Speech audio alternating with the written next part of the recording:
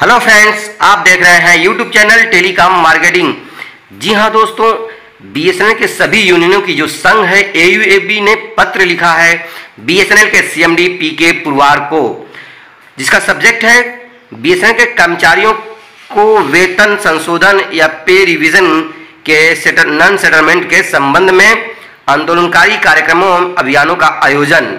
एयूएबी के चेयरमैन कहते हैं कि साहब, मैं आपका ध्यान आकर्षित कराना चाहता हूं, पे रिवीजन के सेटलमेंट न होने से बीएसएनएल के सभी कर्मचारी पूरी तरह से निराश और डीमोटिवेटेड हैं। जैसा कि सूचित किया गया है कि बीएसएनएल के एम्प्लॉइज वेतन के हकदार नहीं हैं।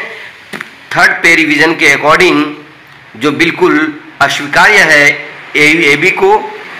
बीएसएनएल एक कम रेवेन्यू वाली कंपनी बन गई है, जिसका कारण है कर्मचारियों को पे रिवीजन से बाहर रखा गया। उदाहरण के लिए 2007 से 12 तक 26 मोबाइल उपकरणों की खरीद को बीएसएनएल को अस्वीकार कर दिया गया। यह अवधि भी जब देश में मोबाइल सेवाओं में तेजी से वृद्धि देखी गई थी। हालांकि बीएसएनएल इस वृद्धि का लाभ उठाने में असमर्थ हो गया, क्योंकि मोबाइल उपकरणों की खरीद से इनकार के कारण कंपनी अपनी मोबाइल नेटवर्क का विस्तार नहीं कर सकी थी। इसी का कारण है कि 2009-10 में बीएसएनएल घाटे में चला गया। और दूसरा कारण यह भी है कि एचएस अपनी 4G सेवा शुरू नहीं कर पाया, जबकि प्राइवेट ऑपरेटर अपनी 5G सेवाएं शुरू करने के लिए तैयार हो गए हैं।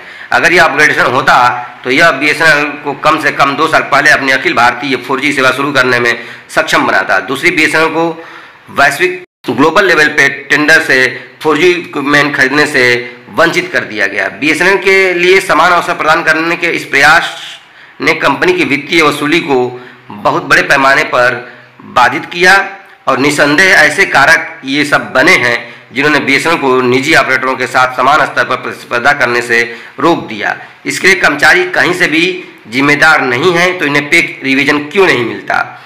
आरएसएनएल के लिए डेंटल और टेक्नोलॉजी सबसे महत्वपूर्ण कारक हैं, जिसने कंपनी के विकास को धीमा कर दिया है। यह इस बात को साबित करता है कि बीएसएनएल एफटीटीएच सेगमेंट में बहुत अच्छा प्रदर्शन कर रहा है। कंपनी रिलायंस, जियो और एयरटेल के साथ बराबरी का मुकाबला करने में सक्षम है। इसलिए 2007 से 12 तक बीएसएनएल के उपकरणों की खरीद में जो डबल स्टैंडर्ड प्रौद्योगिकी से इनकार, लीवर प्लेइंग फील्ड से इनकार मुख्य कारक बने, जिन्होंने बीएसएनएल की वर्तमान वित्तीय स्थिति में लाने में योगदान दिया। इसके लिए कर्मचारी कहीं से भी जिम्मेदार नहीं है।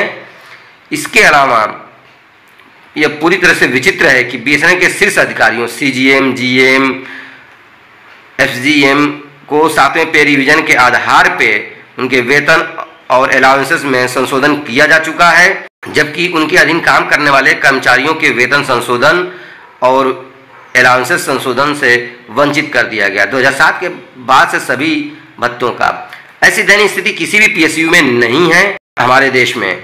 बीएसएनएल के कर्मचारियों ने ऐसा कौन सा पाप किया है जिसका परिणाम उन्हें नहीं मिला, वेतन संशोधन या अलाउंसेस संशोधन, जबकि उनके शीर्ष प्रबंधकों को 7 सीपीसी के अनुसार मिल रहा है।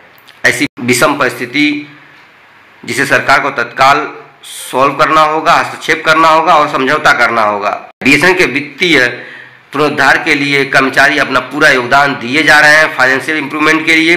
साथ ही सरकार को यह सुनिश्चित करना होगा कि एग्जीक्यूटिव और नॉन एग्जीक्यूटिव के थर्ड पे रिवीजन को जल्द से जल्द निपटाया जाए, बिना किसी देरी किए हुए। एग्जीक्यूटिव और नॉन एग्जीक्यूटिव के थर्ड पे रिवीजन के सेटलमेंट के लिए एयूएबी ने निम्नलिखित आंदोलनकारी कार्यक्रम अभियान आयोजित करने का निर्णय लिया है। 27/5/2022 को लंच डिमॉन्स्ट्रेशन, 14/6/2022 को ट्विटर कैंपेन और 1/6/2022 से 30/6/2022 तक सांसदों और मंत्रियों को मेमोरेंडम और चौथा है मार्च संचार भवन तक, जिसकी तिथि बाद में डिक्लेयर की जाएगी। तो इस तरीके से पे रिवीजन पे यूनियनों का थोड़ा फोकस अब आकर्षित हुआ है। जी हाँ दोस्तों, तो ये यूनियनों की तरफ से प्रेशर बनाने का काम स्टार्ट किया गया है, जो बहुत पहले कर देना चाहिए था। देखिए नतीजा क्या निकलता है, इसका हम वेट करेंगे और जैसे ही कोई न्यूज़ आएगा आप तक पहुंचाने का प्रयास करेंगे।